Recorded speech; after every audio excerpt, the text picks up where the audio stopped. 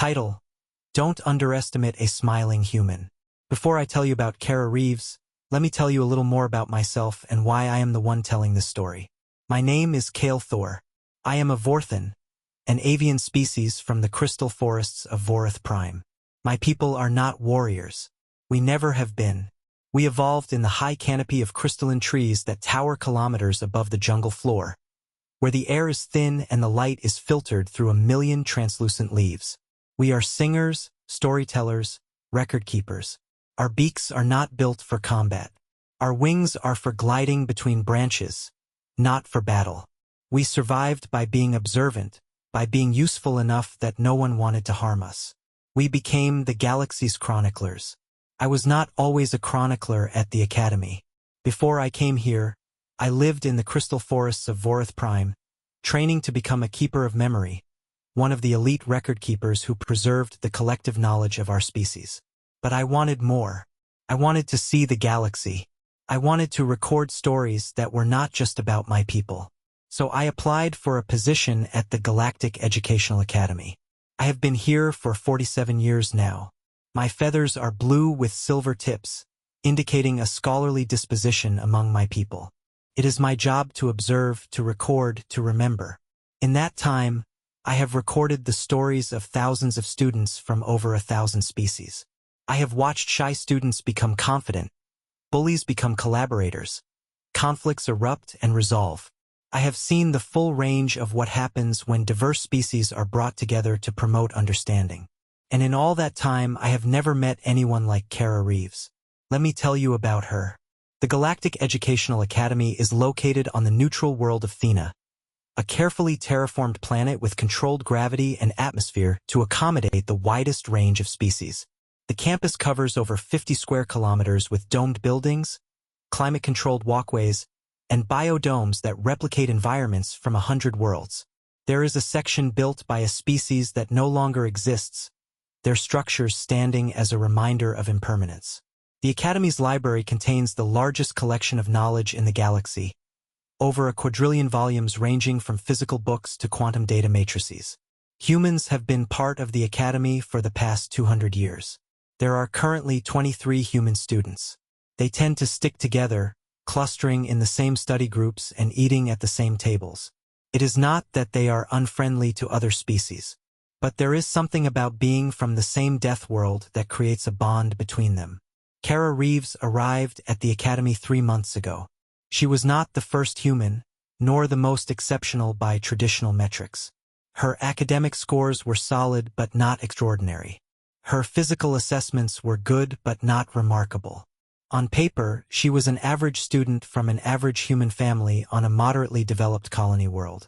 Kara came from a colony world called New Providence, a mid-gravity planet with a temperate climate and a population of about 2 million. Her father was a farmer. Her mother was a teacher. She had 3 older brothers, all of whom had attended the Academy before her and gone on to successful careers in various fields. She had grown up on stories of their adventures.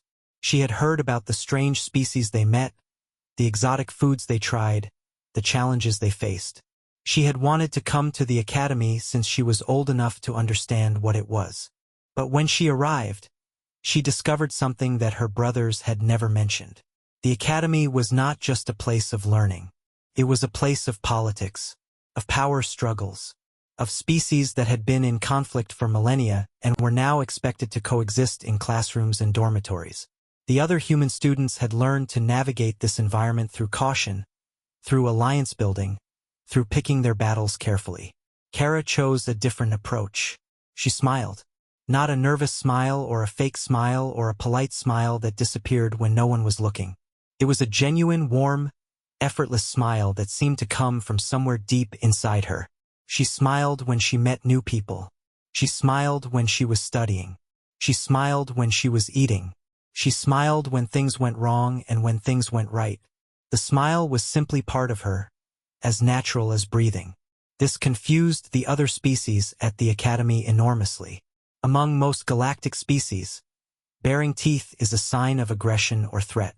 When Kara smiled at a Crotach, the Crotach thought she was challenging him. When she smiled at a XY Lorix, The XY Lorix thought she was preparing to attack.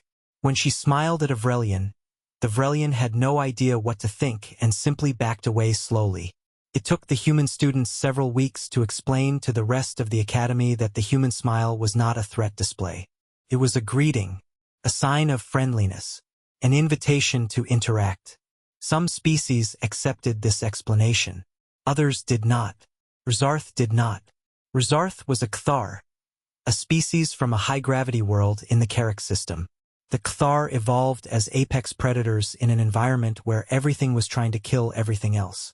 They are large, standing 2.5 meters tall, with 4 powerful arms covered in natural armor plating. Their skin is thick and leathery, resistant to most forms of attack. They have multiple rows of teeth designed for shearing flesh.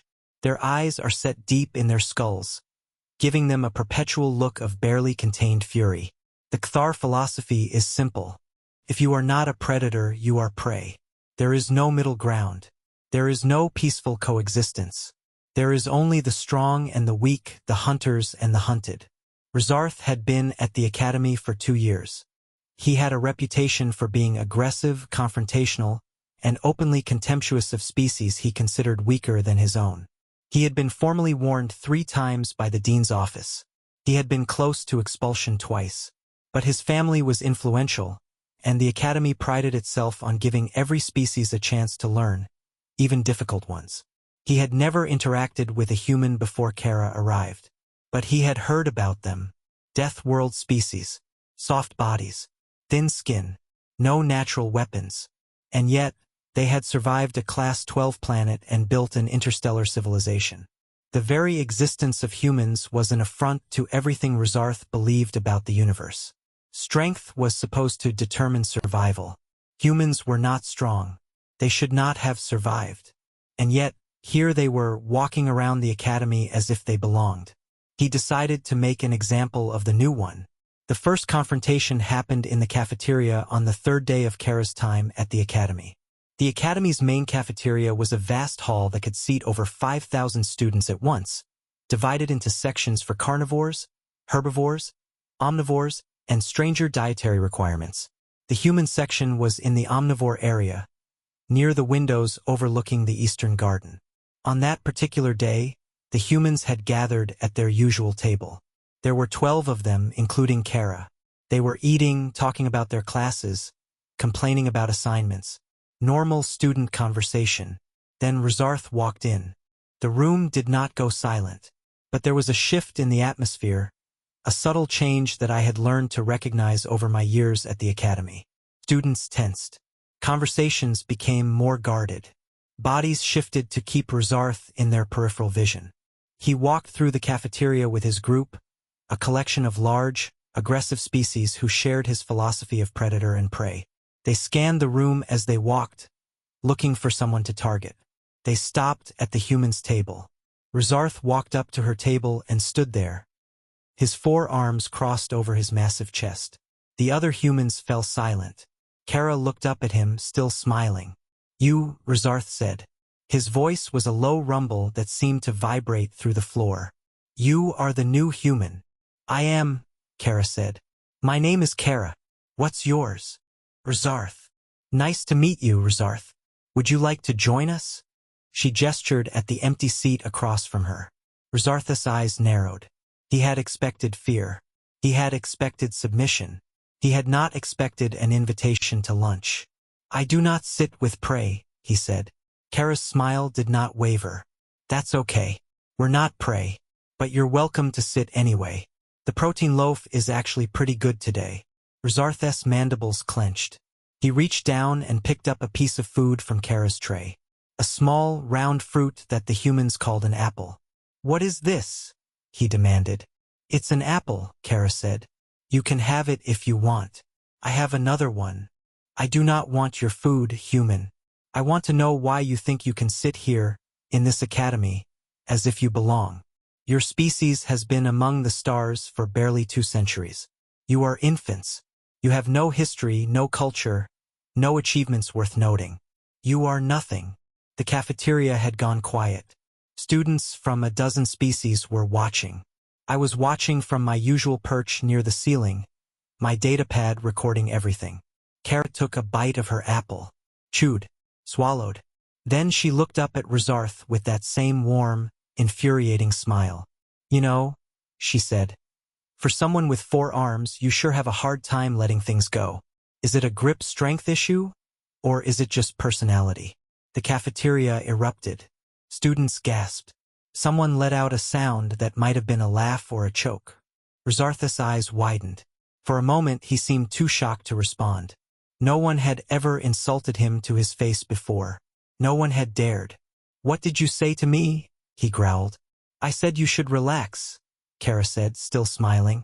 You're going to give yourself an ulcer. Do Kthar get ulcers? You probably do, with all that pent-up aggression. You should try meditation. Or yoga. I know a few good stretches. Rizarth's 4 hands clenched into fists. His armored hide rippled with tension. For a moment, I was certain he was going to attack her right there in the middle of the cafeteria. But then he stepped back. This is not over, human, he said. You have made a mistake. He turned and walked away. Kara watched him go, still smiling, and took another bite of her apple. Friendly guy, she said to her friends. I think he likes me. The other humans laughed. The cafeteria slowly returned to normal. But I noticed that many of the other species were watching Kara with new eyes. She had stood up to Rizarth and made him look foolish. The news spread quickly. Within hours, every student at the academy knew what Kara had said. The 4 arms comment became legendary. Over the following days, I noticed changes in the academy's social dynamics. Students who had avoided the cafeteria during Rizarth's meal times started showing up again. Students who had never spoken to Kara started greeting her in the halls. Rizarth, meanwhile, became a figure of quiet ridicule. The fear that had surrounded him had been replaced by amusement. He had been humiliated by a smiling human female who weighed less than one of his arms. He did not forget. The days between the 2 confrontations were not peaceful. Rizarth did not confront Kara directly again during that time, but he made his presence felt in other ways. Human students reported finding their study materials disturbed. Their assigned seats in classrooms had been taken. Their food in the cafeteria had been tampered with. Nothing that could be definitively traced to Rizarth, but everything that created an atmosphere of harassment. Kara took it all in stride. She helped her friends reorganize their study materials. She found new seats. She checked her food before eating. She did not complain. She did not report the incidents. She simply adapted. He wants me to be afraid, she told her friends. He wants me to go to the dean and complain. He wants me to show weakness. I am not going to give him what he wants. Her friends were not convinced. He is escalating, one of them said. First it was words. Now it is actions. What happens when he decides to use his fists? Kara smiled. Then I will use mine. The young Vorthan who had witnessed the confrontation approached me a few days later. Her name was Trella. She was from the same homeworld as me, though we had never met before coming to the academy. Kale Thor, she said, her crest low with anxiety. You record everything. Do you think the human is safe? I considered the question carefully. I think she has made an enemy, I said, and I think she knows it. But I also think she is not afraid of him. Should she be? I thought about the way Kara had looked at Rizarth. The calm in her eyes. The steadiness of her voice. No, I said. I do not think she should be. The second confrontation happened in the Commons, 2 weeks after the cafeteria incident. The Commons was a large open area in the center of the academy, a multi-level atrium with trees, fountains, and seating areas where students gathered between classes. It was the social heart of the campus, always busy with students from hundreds of species. I was there that day, as I always was, perched on a high ledge near the ceiling, recording the daily life of the academy for my chronicles. I saw Rizarth enter with his group. They moved through the Commons with purpose, scanning the room. Other students noticed them and shifted out of their path. The atmosphere changed the same way it had in the cafeteria. Then Rizarth's eyes fixed on a young Vorthan sitting alone near one of the fountains. A young female, barely into her first year at the academy. Her feathers were still downy, the plumage of adolescence. She was small, even by Vorthan standards, and she was clearly nervous. Her crest was flattened against her head, a sign of fear in our species. Rizarth walked up to her. His 4 arms were crossed, his expression menacing. "You," he said. "You are in my spot." The young Vorthan looked up at him, her eyes wide. I did not know this was your spot. I am sorry. I will move." She started gathering her things. But Rizarth was not done. "Too late," he said. "You have already offended me by sitting here. What do you have to say for yourself?" I said I am sorry. I did not mean to offend you. Sorry is not enough. Sorry does not undo the disrespect you have shown me." He leaned closer. The young Vorthan shrank back, her feathers trembling. Students nearby were watching, but no one intervened. No one ever intervened when Rizarth was involved. That was the power he had cultivated over 2 years of intimidation. "Leave her alone." The voice came from behind Rizarth. He turned. Kara Reeves was standing there, her hands in her pockets, her smile firmly in place. "She said she was sorry," Kara continued. "She offered to move. There is nothing more she can do. Let her go." Rizarth's eyes lit up when he saw her. "You," he said. "I was wondering when you would show your face again." "Well, here I am," Kara said. "Now, about my friend here. She did not know this was your spot. Neither did I. Actually, I did not know you owned spots. Do Kthar own spots? I thought you just occupied them aggressively until someone complained." The young Vorthan scrambled away while Rizarth's attention was fixed on Kara. I saw her retreat to a safe distance, her feathers still trembling. Rizarth stepped toward Kara. "You have a sharp tongue, human. It will not save you forever." "Maybe not," Kara said. "But it's working so far." "You think this is a joke?" "I think you are a grown male with 4 arms and natural armor who spends his days terrorizing students half his size. If that is not a joke, I do not know what is." Rizarth's fists clenched. He took another step forward. Kara did not move. She stood her ground, still smiling, her hands still in her pockets. They squared off. Rizarth was a head and a half taller than her, easily 3 times her weight. His 4 arms were positioned for combat, his claws extended. He looked like he was going to attack. "Is there a problem here?" The voice was calm, authoritative. An instructor had arrived. He was a Zorith, a species of tall, slender beings known for their patience and wisdom.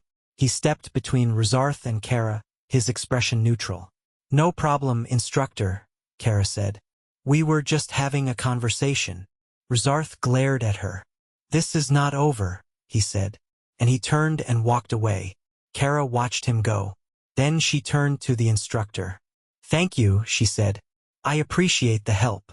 The instructor studied her for a moment. "Be careful, Cadet Reeves. Rizarth is not the type to forgive insults." "I know," Kara said. "But I am not the type to apologize for them either." She smiled, nodded, and walked away to find the young Vorthan and make sure she was okay. The Commons slowly returned to its normal rhythm. But something had changed. 2 confrontations in 2 weeks. 2 times that Rizarth had been publicly defied by the same human. And 2 times that he had walked away without achieving his goal. I flew down to where the young Vorthan was sitting. She was still trembling, her feathers flattened against her body. I perched beside her. "Are you all right?" I asked. She looked at me with wide eyes. That was the human who stood up to him in the cafeteria. The one who made the joke about his arms. "Yes. She saved me." "Yes," I said again. "She did." The young Vorthan looked toward the door where Kara had disappeared. Her crest slowly rose. "I want to thank her," she said. "But I do not know what to say." "Start with thank you," I said. "That is usually enough." The 3 days between the Commons Confrontation and the final fight were tense. Everyone at the academy could feel that something was building. Rizarth became quieter, more withdrawn. He stopped eating in the cafeteria. He stopped going to the Commons. He spent his time in the training yards, practicing his combat forms with an intensity that frightened even his own followers. Kara, meanwhile, continued as if nothing had changed. She attended her classes. She studied with her friends. She smiled at everyone she met. But I noticed that she had started carrying a small backpack everywhere she went. And I noticed that she had started taking different routes between her classes, varying her schedule, never following the same pattern twice. She knew he was coming. She was preparing. The human students noticed too. They tried to convince Kara to report Rezarth to the dean. They offered to walk with her between classes. They suggested she avoid the training yards altogether. "He is waiting for you," one of them told her. "He wants you alone." "I know," Kara said. "Then why are you giving him what he wants?" Kara smiled. "Because I want him alone too." 3 days later, it happened. The final confrontation took place in the training yard, a large outdoor area behind the main academic building where students could practice physical skills. It was late evening. Most students had returned to their quarters. The yard was empty except for Kara, who was practicing alone. She did not know that Rezarth had been following her, that he had been waiting for this moment for weeks, that he had deliberately chosen this time and place. No instructors, no witnesses, but I knew. I was perched on the roof above, my datapad ready. I saw him emerge from the shadows, his forearms spread wide. I opened my beak to call out a warning. But before I could make a sound, Kara spoke without turning around. "I know you are there, Rezarth." She turned to face him. She was not smiling anymore. For the first time since I had met her, Kara Reeves was not smiling. "I have been wondering when you would show up," she said. "I was starting to think you did not have the spine for a rematch. Do Kthar have spines? You must, since you are bipedal. But I have to say, sneaking up on someone in the dark is not exactly spine behavior. It is more like spineless behavior. Is there a word for that in Kthar? Coward? Maybe?" Rezarth's eyes blazed. "You are going to regret every word you have ever spoken to me, human."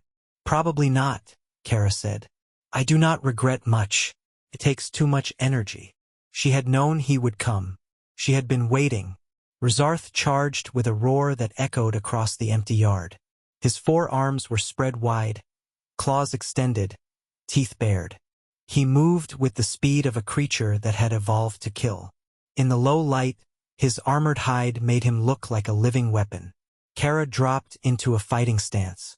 Her weight shifted to the balls of her feet. Her hands came up in front of her face. Her breathing slowed.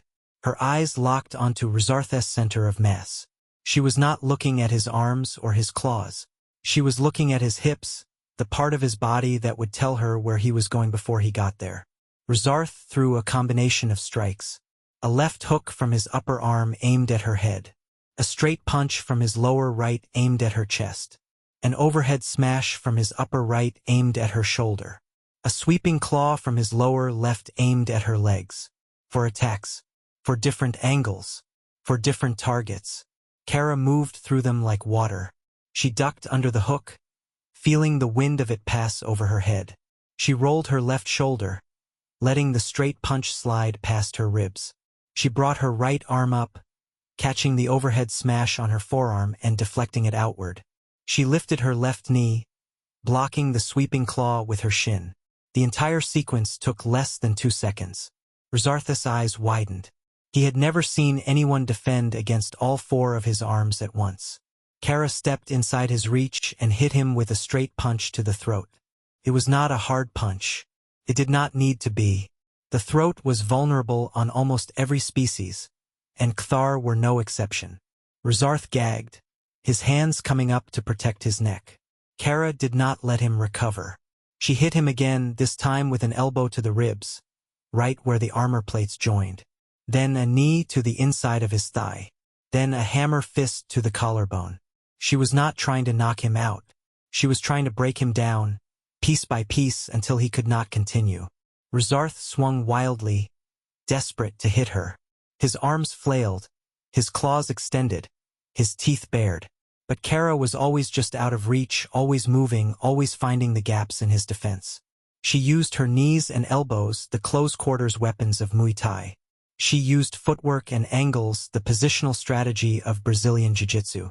She used straight punches and precise kicks, the fundamentals of boxing and taekwondo. She did not fight like a brawler. She fought like someone who had spent years studying the art of combat, who had drilled thousands of hours until every movement was automatic. Rizarth had never faced anything like it. His species evolved to fight other large, armored predators. They traded blows until one fell. They did not dodge. They did not use angles. They did not target weak points with surgical precision. Kara did all of these things. He tried to grab her with his lower arms while striking with his upper arms. Kara saw it coming. She let him grab her. And when his claws closed around her arm, she used his grip as an anchor to swing herself around his body, wrapping her legs around his neck and twisting. Rizarth fell. He hit the ground hard. Kara was on top of him instantly, driving her knee into his spine, locking his arms in a position that his joints could not escape. He struggled, but every movement caused pain. He was trapped. Kara leaned down and whispered in his ear, "I know you have been bullying students for 2 years.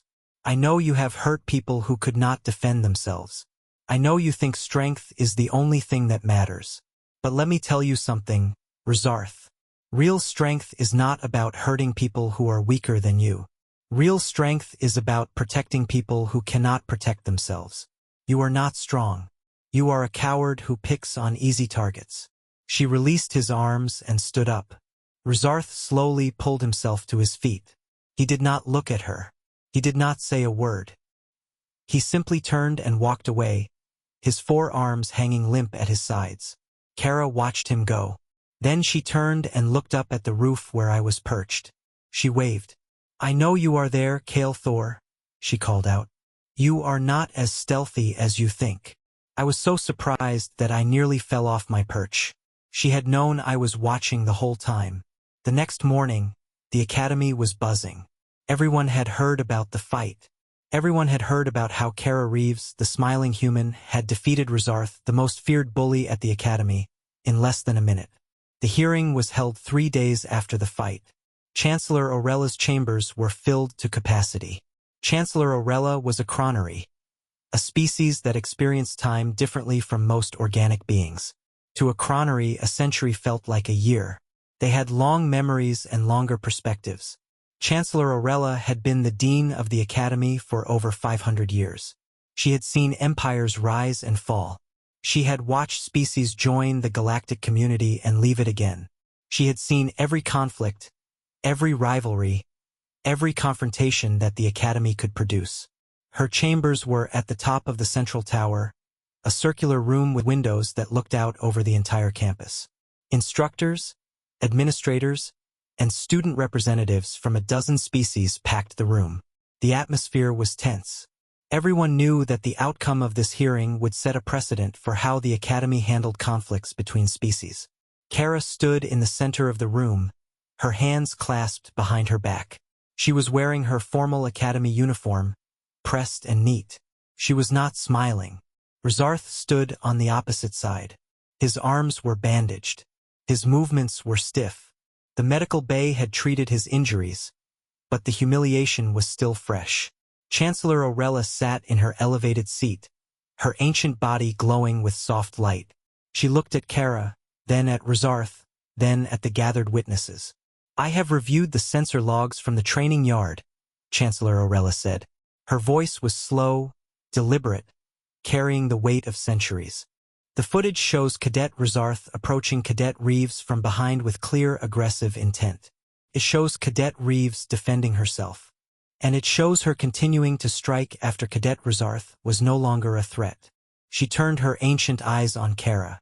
"Cadet Reeves, you used force far beyond what was necessary to neutralize the threat. You had opportunities to disengage. You chose not to take them. You humiliated Cadet Rizarth in front of witnesses. You caused injuries that required medical treatment. This is not the behavior we expect from students at this academy." Kara met her gaze. She was not smiling. "With respect, Chancellor, I disagree." The room went silent. No one interrupted the dean. No one.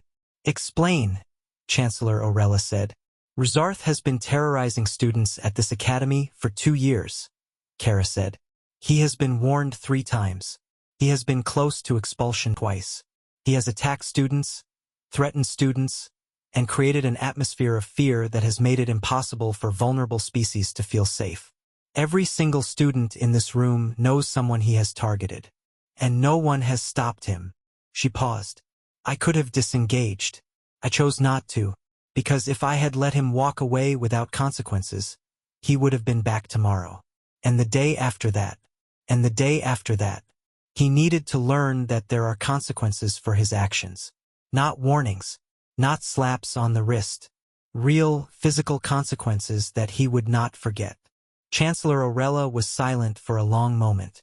The room was so quiet I could hear my own heartbeat. Cadet Rizarth, she said finally. Do you have anything to say? Rizarth did not look up.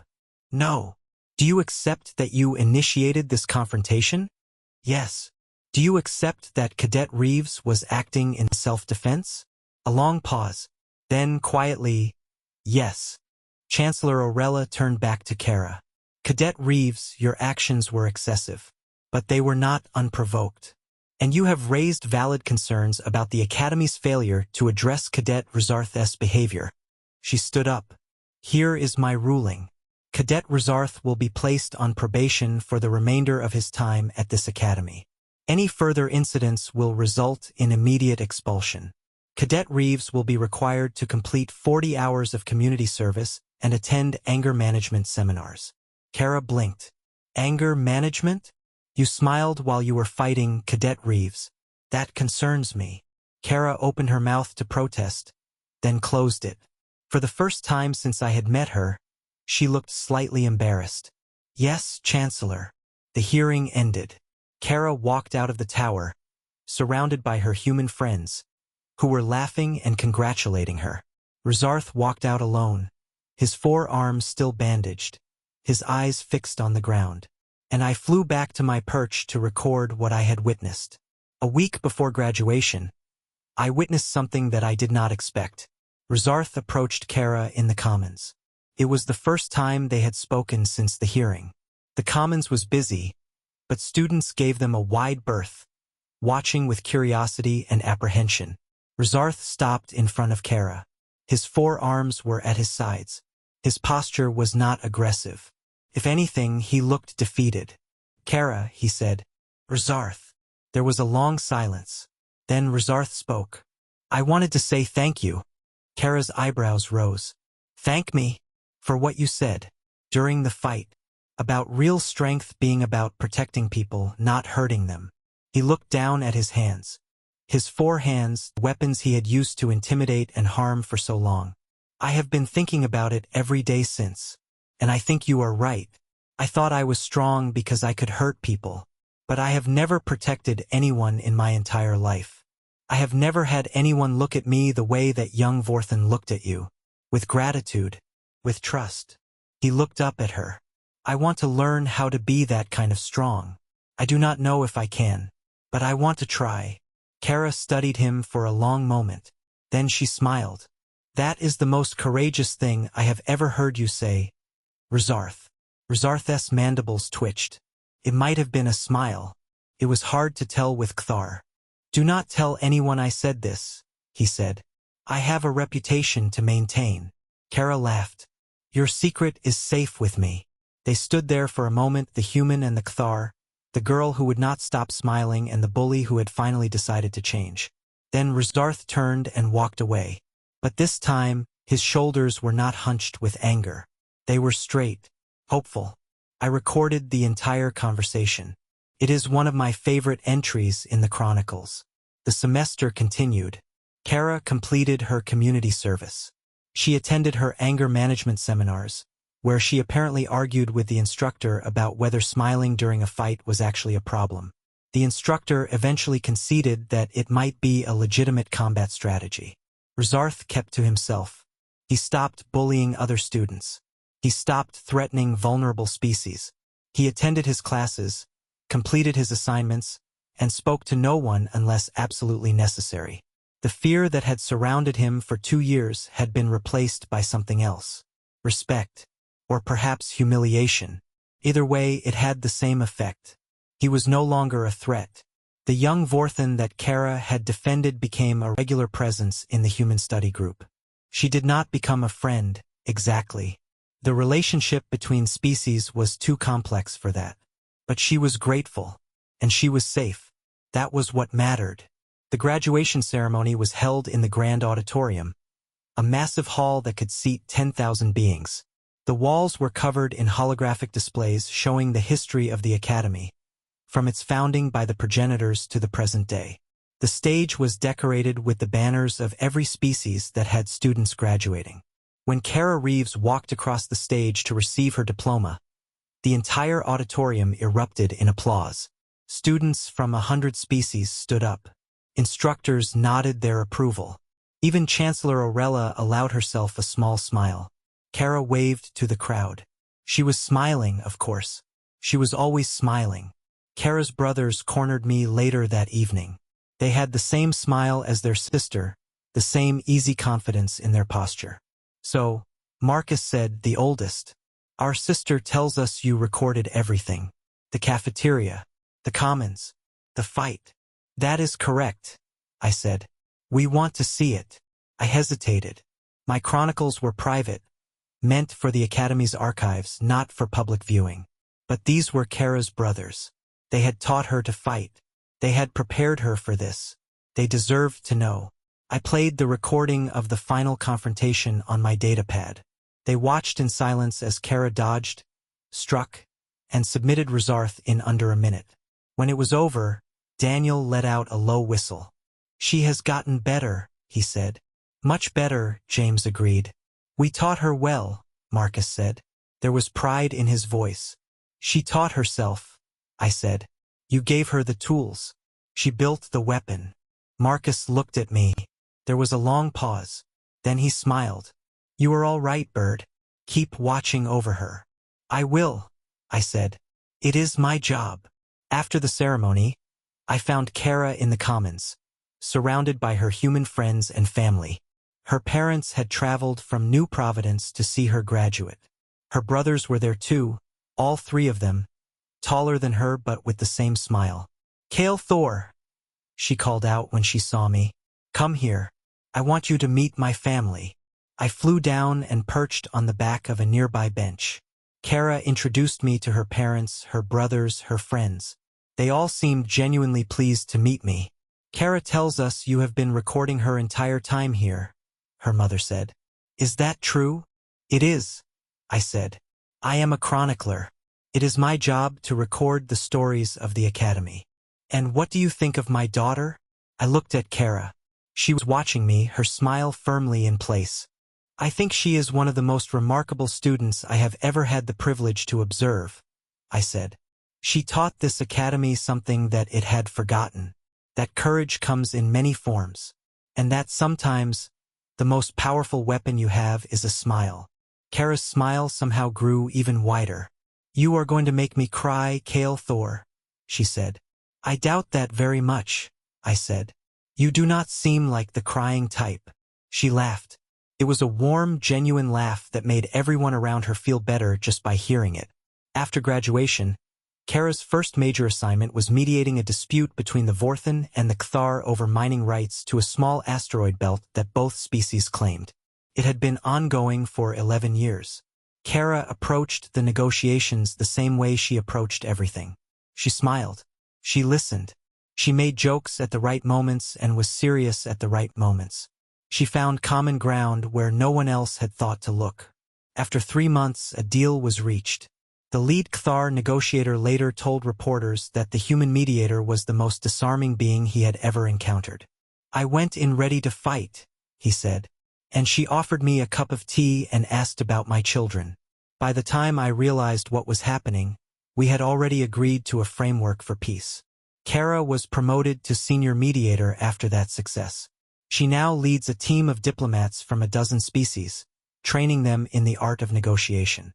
Last I heard, she was working on a conflict between 2 species that had been at war for 300 years. The previous mediators had given up. The council had declared the situation hopeless. Kara smiled and said she would take the assignment. And Trella, the young Vorthan that Kara had defended in the Commons, graduated with honors. She is a diplomat now, assigned to the Council's Interspecies Relations Division. They see each other regularly. I owe her everything, Trella told me at our last meeting. Before she came, I was afraid all the time. I thought the Academy was a place where the strong preyed on the weak and there was nothing anyone could do about it. Kara showed me that was not true. She showed me that one person can make a difference. I try to be like her now. When I see someone being bullied, I step in.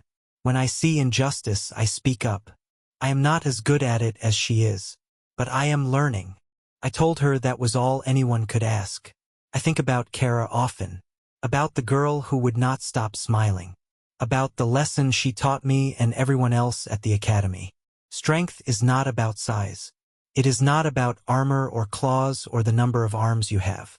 It is about the willingness to stand up for what is right, even when it is easier to look away. It is about the courage to smile in the face of danger, not because you are naive, but because you know something that the bullies of the universe have never learned.